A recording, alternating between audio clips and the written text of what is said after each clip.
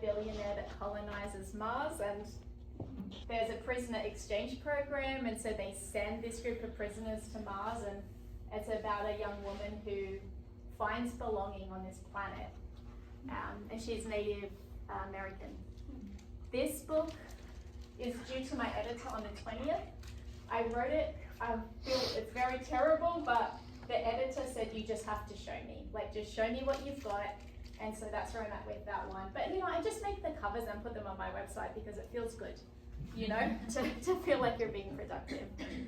And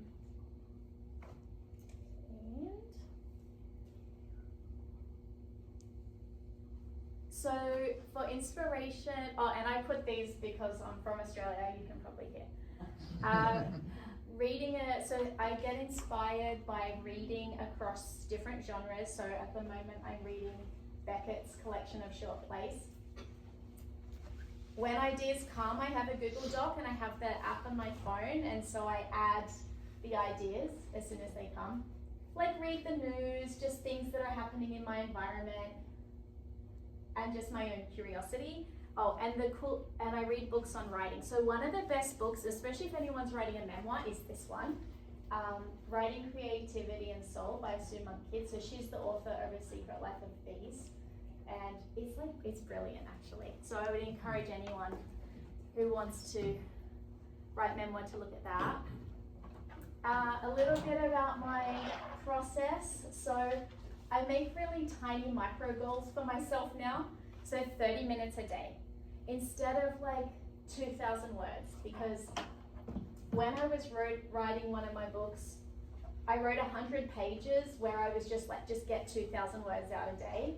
And when I went back and read those words, they were so bad that I just had to throw out that 100 pages. So now I'm like, whatever energy I bring to the work is how the reader feels when they read the work. So it's important for me to show up with curiosity and like a sense of, like, I want to be there, you know. I'm a part of this group called Women's Fiction Writers Association, and every day they have a Zoom where like 20 or 30 writers will jump on and we'll introduce ourselves, say what we're working on, and then they just write for 90 minutes. But you can also do this on a meetup, like there's Shut Up and Write groups all over the world, and you can just jump on a Zoom and say your name and then like you write. But you feel like you have friends, you know, so it's kind of nice. Yeah, so like bite-sized goals have been helpful. Okay, so I did this thing, I don't know if any of you, like, can I just have a show of hands of who's a writer or writing here? Anything? Okay, perfect. So what I thought I would do is just show you guys how I set up set up a book.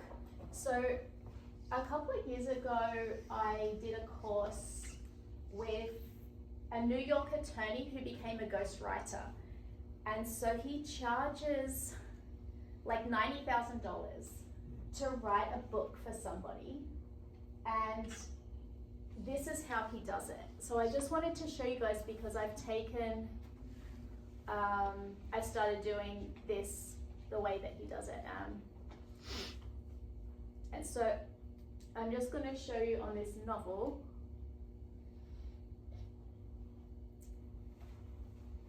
So the way that he does it is he'll set up tabs down the side. And so you can put you start with the title and then you put all of your tabs down here, and you're building the book on the side as tabs in a Google Doc. And then I kind of went down and just labeled the chapters with numbers and then the title of each chapter. And so for example, if you were to start a blank doc and do this.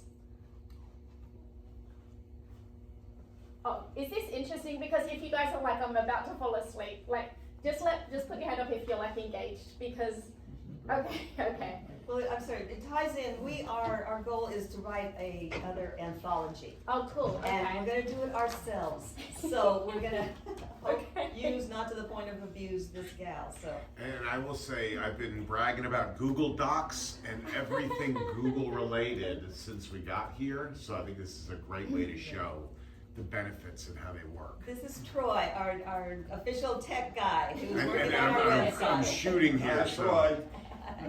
Hi Troy, nice to meet you. Troy's in the basement right now. Okay, so the way that he does it, so he'll put down on a Google Doc, so he'll start with the title, and then up here you can select a style, so you can put, say, title. Then for the working title, you can say like heading 1, and as you can see, as I'm giving these guys a classification, they're popping up on the side. And there's shortcuts, working subtitle, and you can put heading 1, and then author name, and you can put title. Okay, so that would be the first page. And then you can insert a page break, and if you go across, there's a shortcut like Command Enter, so you can start to get quicker. Okay, and then on the next page, you would put table of contents here.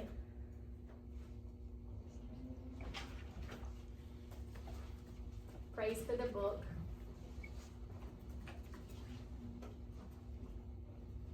The foreword, introduction.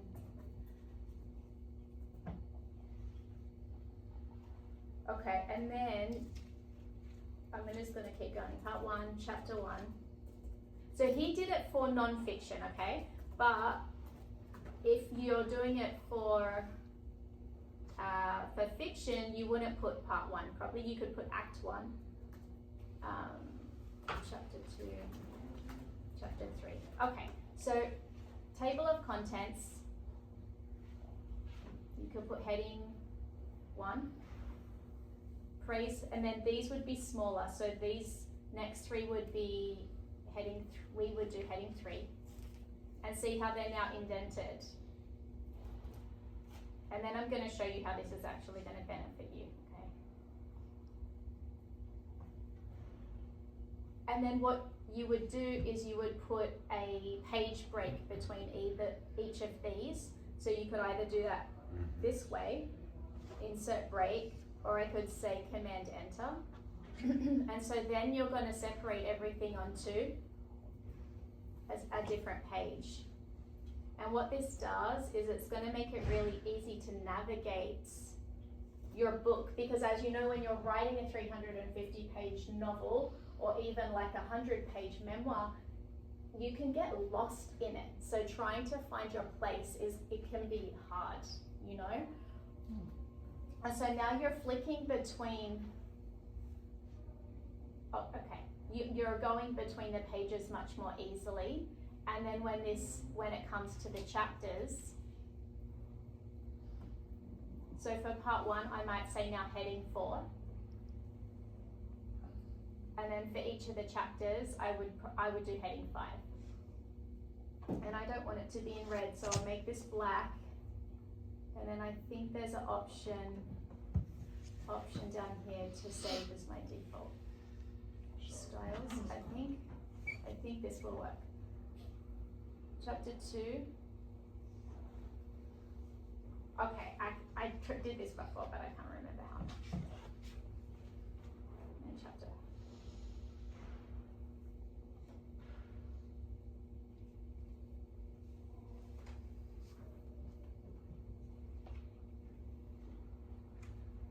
And then what you would do is then you would separate these out and put a page break between these.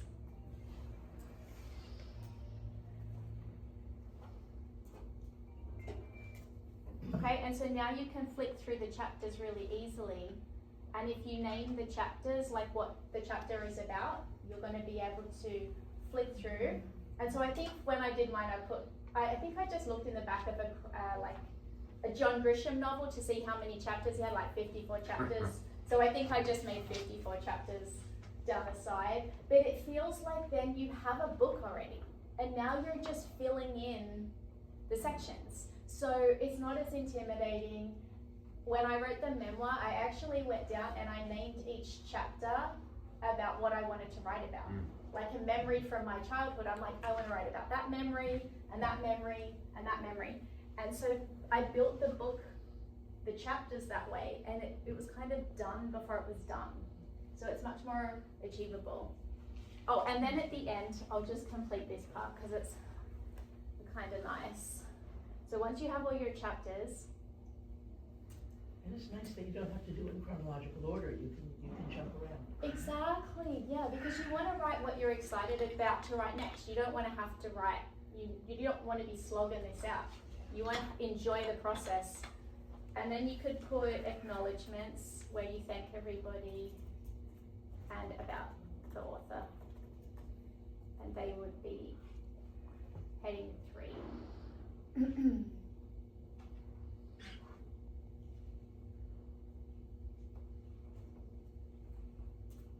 Okay, so then you've got down the side, you've got your title, your contents. Oh, you could get a friend to write the foreword, which is always really nice. Your chapters, and then the people you want to thank, and a little bit about yourself. Is there any questions on that part? Because, Joe. So what you just described, Uh-huh. this is the guy who charges $90,000 Yes. to do it, right? How many pages does he do for No. $90,000? Not many. Oh, Like, okay. 100 to, like, he does 30 to 50,000 words. So Okay. if there's 250 words per page, that's 4 pages is 1,000 words. I can't do any more. I can't get to the next part after that, but yes. How does he compete with AI? Do you know, I haven't talked to him in a little while, but every Thursday he does like a thing on Facebook, so I should ask him. And he always says like AI, he uses it to help him, he says. So, but it's a good question. One of the ways he does compete is he sells this to like coaches they want to book to help that lift their business. And when people get to a certain level, there's an ego, and they like to say, I didn't write this, I have a ghostwriter. And so that's one of the things that's helped him. But I mean, he started at charging like 20,000, and then he just worked up. He worked up. I mean, the guy also was an attorney, so they write a lot. So I suppose he's, yeah. Claire, so upper right, you could actually have done all this with AI too. You could have just, see the Gemini button? Oh, yeah. It's embedded in. Does it for you. You could have talked it Oh, through there. what you want. I mean, just, that's new school. That's good to know. I always use the far up one too, but anytime you're on any website now, in fact, when you get a moment, definitely update your browser. That one. And then you click. I've been ignoring that. I know, no, you gotta do that. And then, to be fair, click the Gemini button. Now? The one in the upper, the highest level one. Oh. I mean, like, literally, you can be like, hey, can you please format me the following doc? I'd like, right there, you'll type it all in, and it'll do all that work for you. Oh, right. So It's the greatest thing about Google right now with AI. It's the fact that it's all embedded in there. But don't let AI write your book for you. Yeah. No, definitely instruct AI that they will not be doing any writing. AI can be a great tool, or it can be a thief.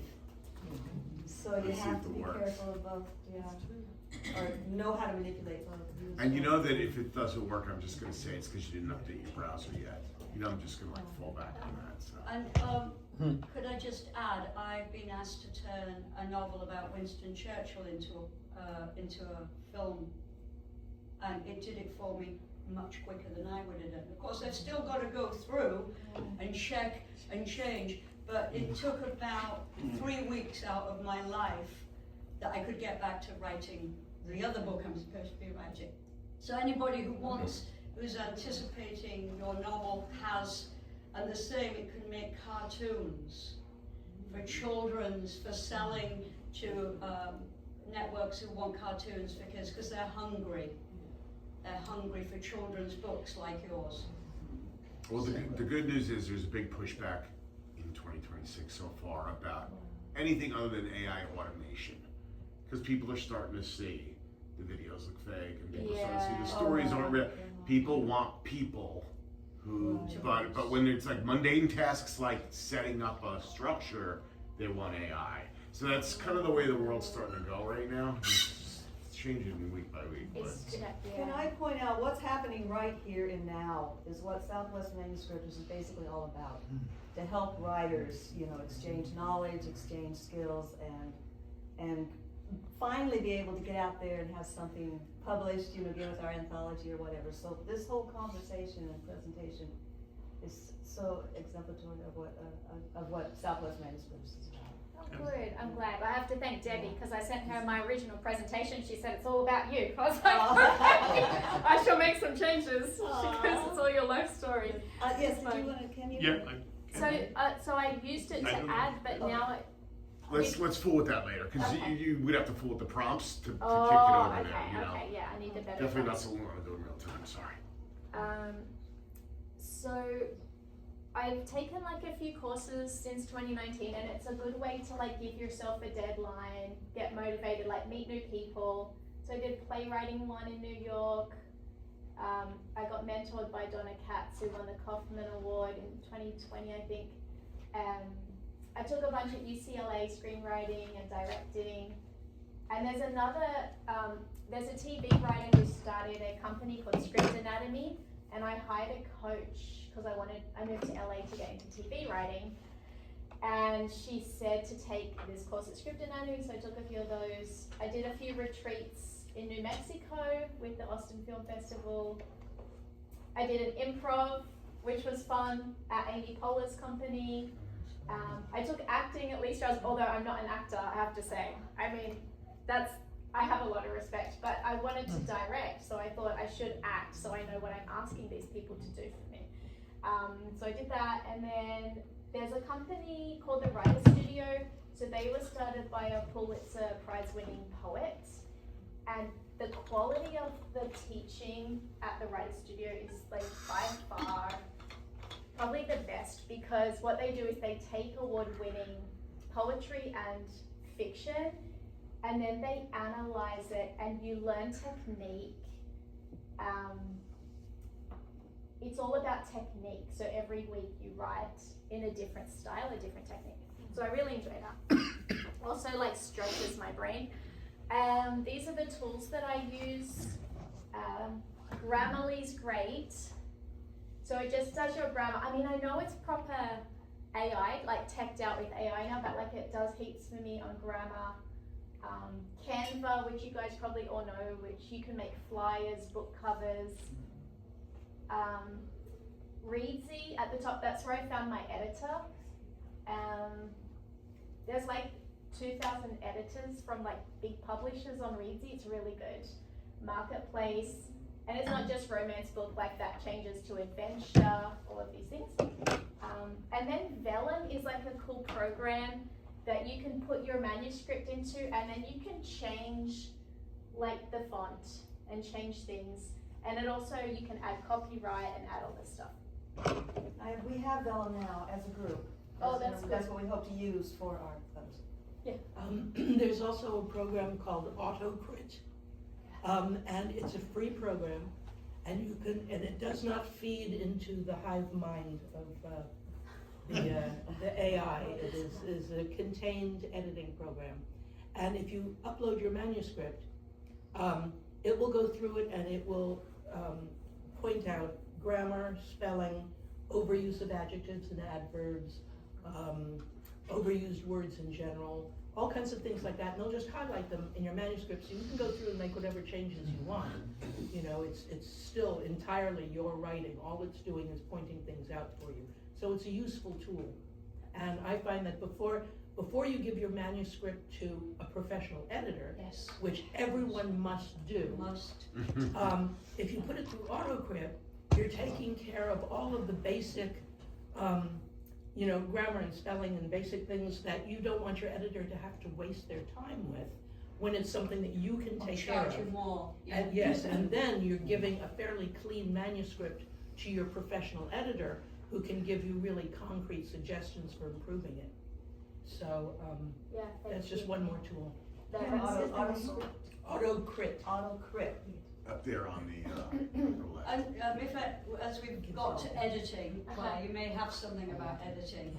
But Reedsy, which you mentioned, Oh, yeah, I'm gonna put- everybody here seems to think it's more expensive. It's an American company. But I found a guy on there, because I've been here so long, I can apparently no longer write in English. I write in British American English. English. So he tidied up my English novel back to English, because that's where it was set. And he was very, very reasonable. It takes some time to find the right one.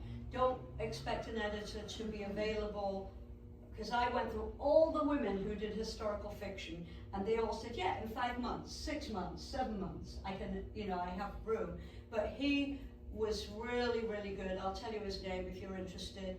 But I didn't mind this novel because it's about a publican in Newcastle. So I didn't mind a man. And my main question, if you've got real precise location in any of your writing, ask them if they've ever been there. Because that will make a very, have you been to Carolina, because my novel's set there, or whatever, because that will make a difference. And he was about $300 cheaper than the majority of people, because guess what he does for a living?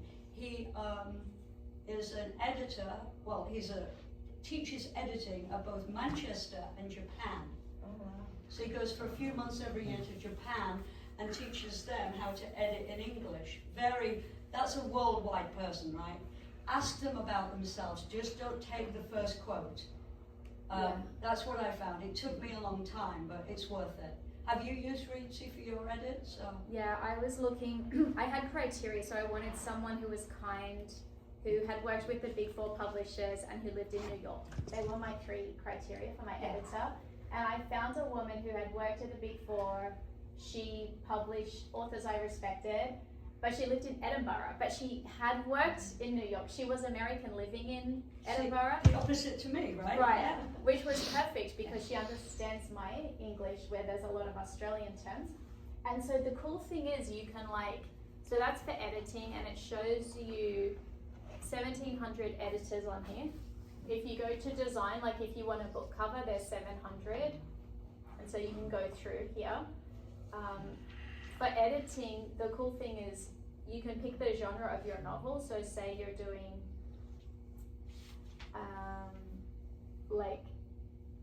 cozy mysteries. It'll show you all the people that have edited that and how many 5-star reviews.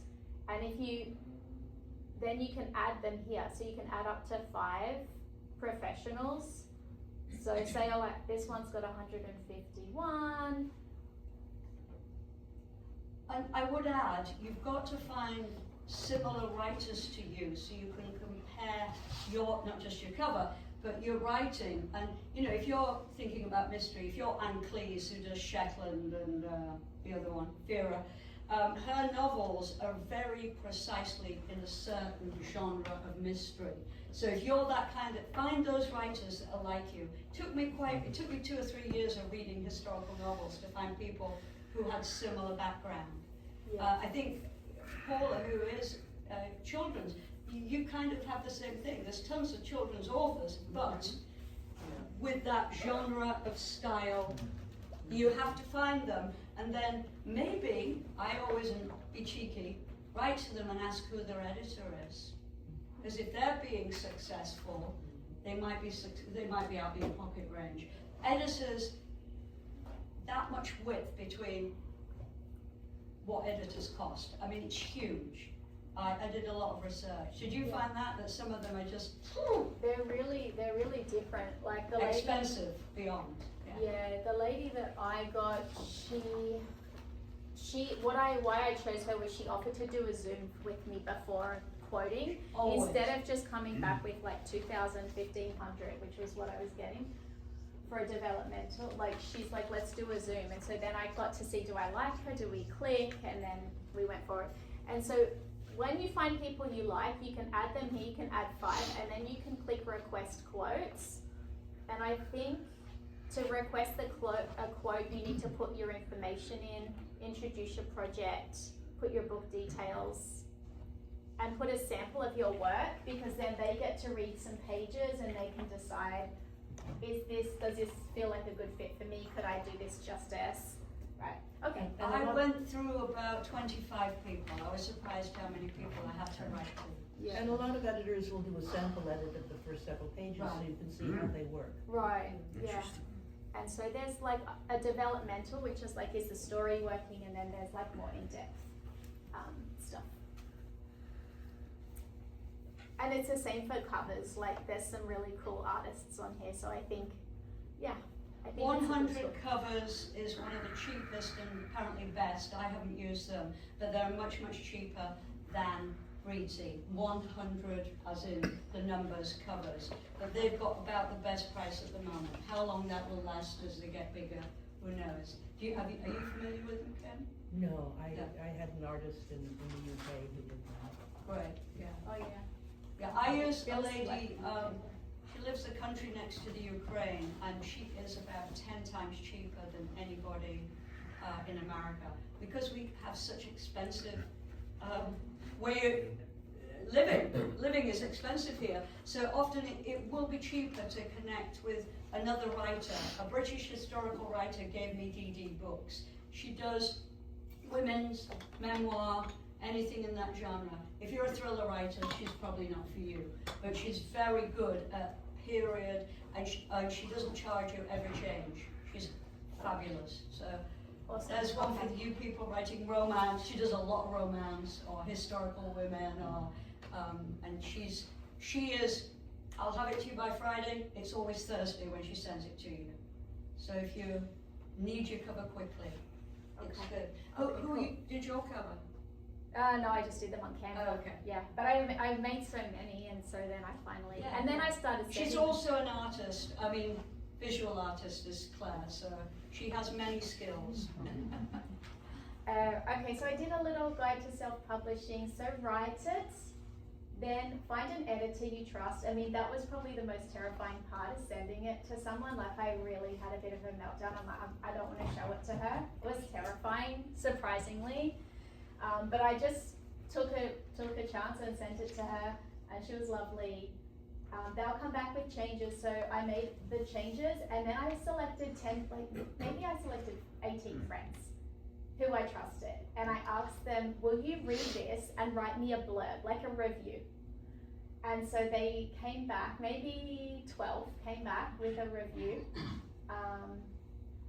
and then I sent it to my best friend and asked him to write a foreword for me. And so this was the most rewarding part of the process, was like sharing it with my friends and getting their reflections. And then I pasted all the reviews in the front of the book so that when I published it, they all felt part of the process. And it was like a really cool.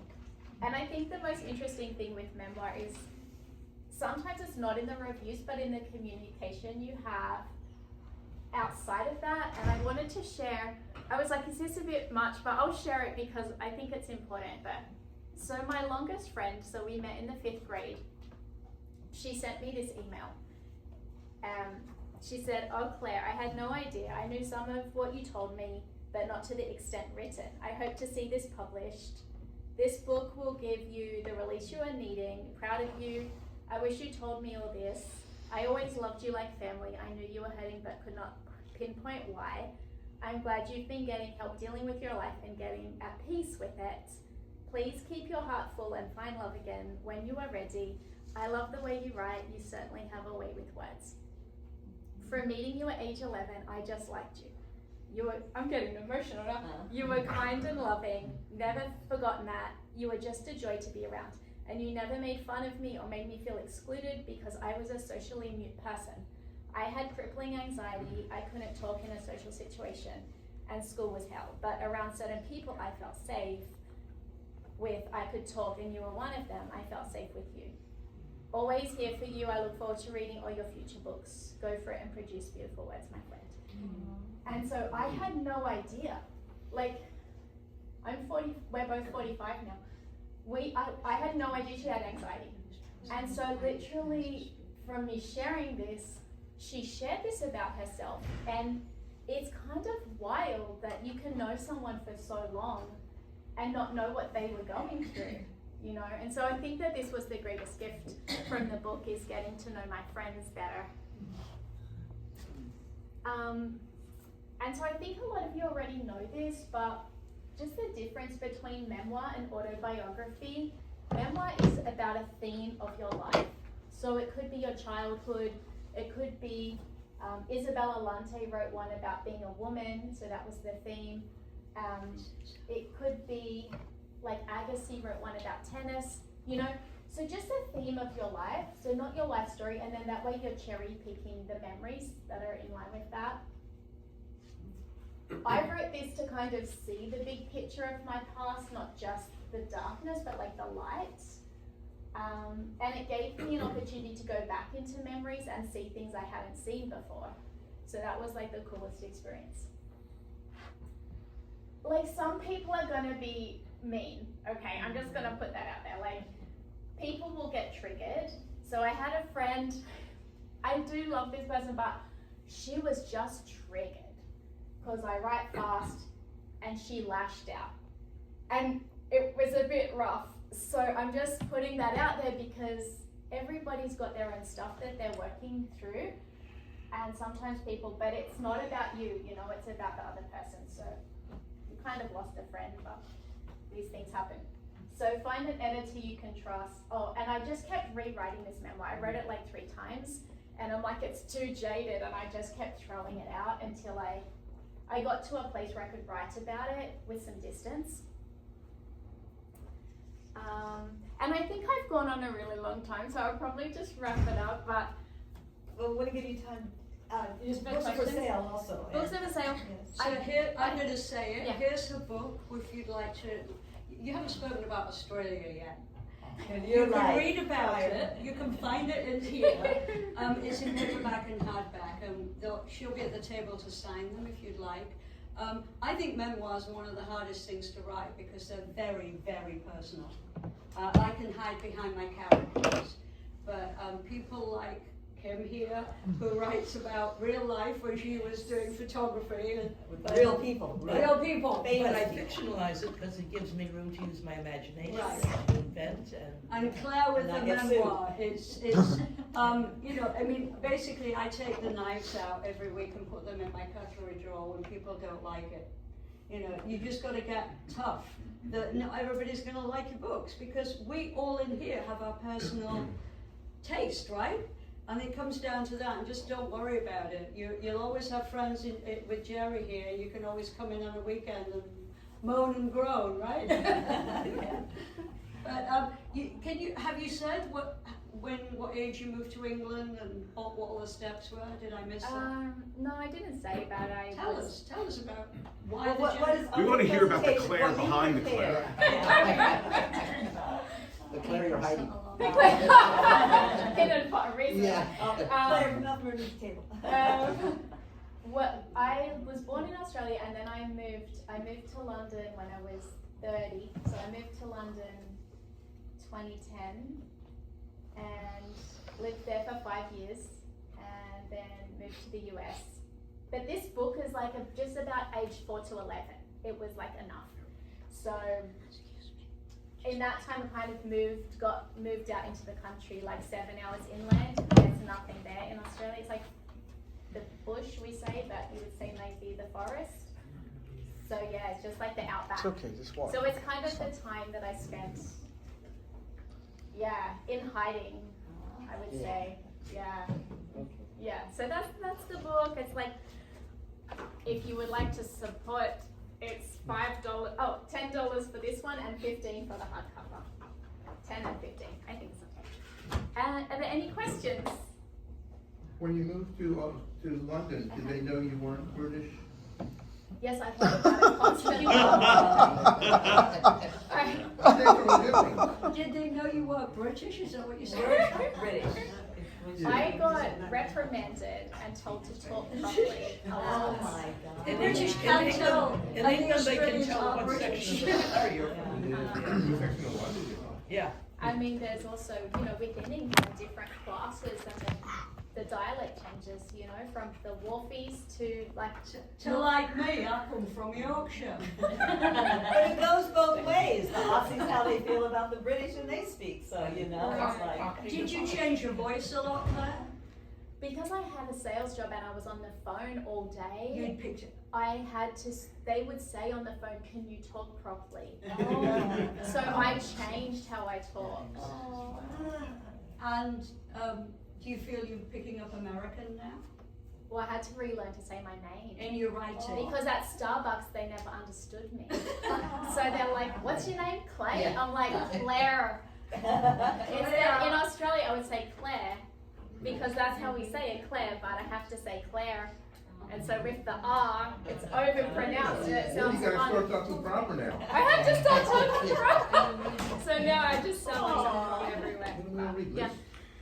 So, Claire, being the ad guy, Yeah. I can see your visual style, like, you know, as you had mentioned before. I see the way you've put your visual style throughout all this, right? You've got a portfolio of books that you've written. You've got a visual style. I'm wondering, how much effort do you put into, like, your personal brand? Like Claire, the website, Claire, the way you market yourself, like all that. Because I imagine you've got so much to work with. I'm just wondering if you invest a lot in like seeing how you are sort of positioned in the market and all these other things visually and creating that. Or is That's it a just good ad hoc? question.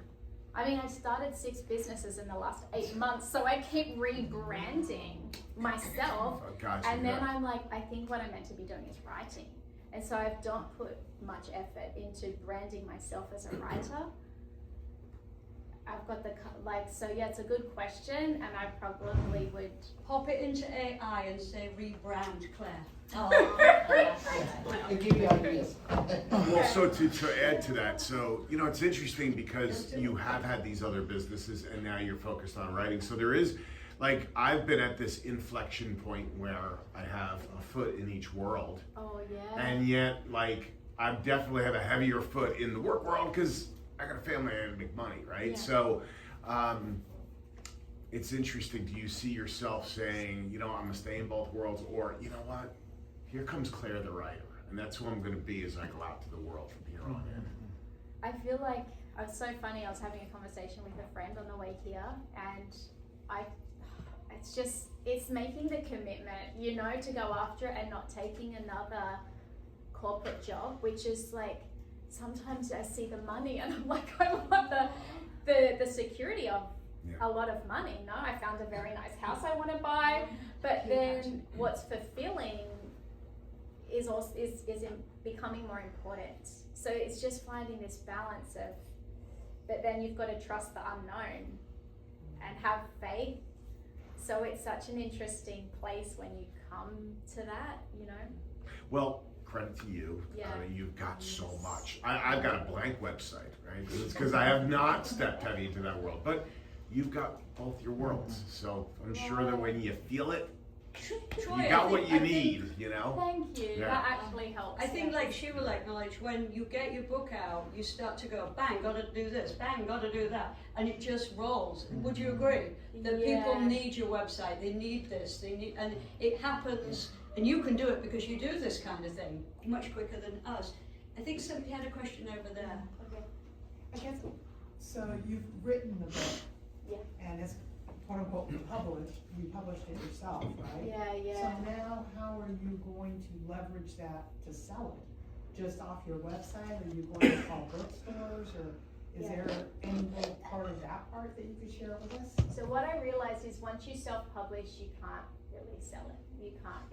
It's hard unless you have lots and lots and lots of followers, sales, or readers. Like Colleen Hoover, right? She self-published all of those young adult books on Kindle and grew so well known that then publishers came to her, and then she was just saying no because she was making more money. But I just got my friend, Debbie mentioned, so Nick, my friend, he runs the NASA Mars rover mission, and he's written his life story about growing up in the slums of India, recovering from cancer, and then moving to the top of this mission in NASA. he said, Claire, can you help me get published? And I said, I know somebody. And then I introduced him to somebody, a publisher, and they're interested. So that's a hybrid publisher. So now he's got this option, right? So I would say if you want a publisher, it's better not to self-publish. It's better to start querying agents. Find authors you like, go to the bookstore, look in the front of the book. They'll say who their agent is. They'll thank them. They'll thank their editors, and you can reach out. With this book, I sent it to this guy who's making this really big TV show, and I met him at a benefit, and we clicked. So he's a producer, and I said, do you want to read my book? And he's like, sure. I thought maybe you can but it's not the type of thing he does. He does fiction. And so he said no, but I've only sent it to him because I just liked the guy. So I don't really have a strategy, but I think with the next book, I would work on that. I think with this one, I got advice to like rewrite it, like build it out, include more, and then try to pitch it. But there's no like, I just feel like now there's so many pathways, it can be overwhelming. So this fulfilled the need that I had. Like the inspiration, the need for me was just to write the story. The next one, it would be cool if it could be made into a TV show, right? So I might. And who did I talk to? I was on a Writers Guild info session this week, and they said, oh no, I was talking to an entertainment attorney last week, and she said, there's 3 ways to get your book noticed. The first way is through an agent or manager. The second way is producers are always looking for content, so they want content, they want new stuff. And then the third way is like you go to the beach and lay out a towel next to somebody famous and talk, and then they pick up your book. So there's the 3 ways. You missed one way, and that's connecting with other writers like we do here. I've been doing that in Orange County and San Diego weekly, and I've got myself stuff down in San Diego. I was at Laguna Beach Book Fair, and the minute that happens, it's like here, you meet people, and it just keeps, we're both in the Historical Novel Society. I'm going to Ireland to sell the book this summer. You just keep it going, and there's a magical person in this room who can help you to the next bit of marketing, who might, just meet people and talk to them. I've found is, I've got an agent who's interested, and I think I'm going to turn her down because many reasons, but she's British, she's very well known, but I think I need a different book to her than a series. And my series is making, so, okay, Claire and I have had this discussion, right? Do you go? But it sounds to me that's something for Jerry, that marketing might be a marketing person. Well, the first thing we're here at Southwest Manuscripters is to inspire you to write. Yeah. To inspire you to write. Get in an agent, get in a manager, get in a publisher, all this. That will keep you from ever putting a word to page if that's your main objective. Just write. Get your story out there. We all have stories, and we want to encourage you to get them there. So, Claire, did you have anything that you add? That's everything. Anyone else? We're here. Go Yeah. I have a question. So you mentioned hybrid publishers. Yeah. What is your take on that? Because are they like vanity? It's like in between. So hybrid is where they can get you into bookshops. So you can get the exposure, right? But you pay them. Yeah. So you do pay them, but they have access. Pure vanity is you pay to do it yourself, or you pay them, and maybe they'll do the cover, they'll do the formatting, but they don't have any access. Okay, so they can't get you like I want my next book to be at the airport. For some reason, I'm like, I want to be at the airport. I think that would be so cool to go travel and like see my book. I would just buy it all the time. So I agree. They sell a lot of books there. they sell a lot of books. Yeah. And so and then full publisher. I mean, even if you get fully published, I follow the Eat, Pray, Love lady, Elizabeth Gilbert. Remember, she wrote that book. Was huge, sold like 20 million copies. She was self-promoting her next book. So even like people think I think at a publisher they're gonna promote you, but now I feel like no matter which of the three you go, like vanity, hybrid, or traditional, you're going to be asked to promote, you know. Yeah. Yeah, and the differences are, if you have one of the traditional publishers, you don't pay a penny. Right, but they own your book though, They right? own it. Yes. Okay. Although you can rewrite your contract to give yourself artistic control of things, there are all kinds of things you can do within your contract, depending on how much they want you. But with hybrid, you have to be really careful because there are a lot of people taking advantage of writers out there. I get 4 to 6 pitches per day. Yep. That are all AI mined, that are saying they can provide me with, 2,000 readers. They can provide me with optimization of my website. They can provide me with book clubs, hundreds of book clubs. And they start off with effusive praise because they know writers are insecure, and they have all this praise that's all based on what they've been able to mine throughout the internet about everything that's ever been said about you, whatever is on your books. You have to be very careful. Now, there are places like there's Writers Beware. Look up Writers Beware, because every time somebody gets taken for a ride, they list on this website which are these so-called publishers who have been ripping people off. So always check with Writers Beware. In my latest email, I think I included this, the 2 scams that I personally was targeted. Yeah. Claire, did you know that Australia's got the next Olympics there for LA? Oh, really? Brisbane, Oh, cool. Yeah. 2032. Oh, that'll be nice. That'll be Yeah, really. who do you root for in the Olympics now? Well, let's add to that. I mean, always Australia first, England second, and hell then is the US happening? always wins. So of course the US. But there are more questions. Anything else you wanna- Oh, Yeah. really quick. So it's interesting. You've lived in London and you lived here and you lived in Australia. I'm done. I'm a New Yorker. Who's here against my will. So but I do wonder: is there a geographic benefit to being a certain place if you are a writer? To this day and age. I'm not in the age of the internet. Okay. Used to be. Yeah. Used to be. I read something once about like big cities. There's an energetic melting pot feel, and it boosts your creativity. So I would say energetically something about a city is nice for your. Most of the very big writers live somewhere very obscure, so they can get on with their writing. No, it's funny because the producer, it's now like Netflix has more production people out there talking to folks than probably anyone else, right? But they're headquartered here. Yeah. We used to always say, you want to get on TV, dude, you got to be back in New York, right? That used to be how things ran, but everything's shifting so much. That's why I just figured It's I'd throw it very out hard to there. get your work into producers' hands, even if you have an agent. Yeah, It's I can really, imagine. really difficult. Get Did an you come agent. here intentionally as opposed to New York or somewhere else? The job. Oh, it was a job. Okay. I was so I was trying to get to LA, Okay. and I ended up getting an offer in San Diego. And I'm like, close enough. Because I was like coming from London, I'm like, it'll do, thank you, visa, plane ticket.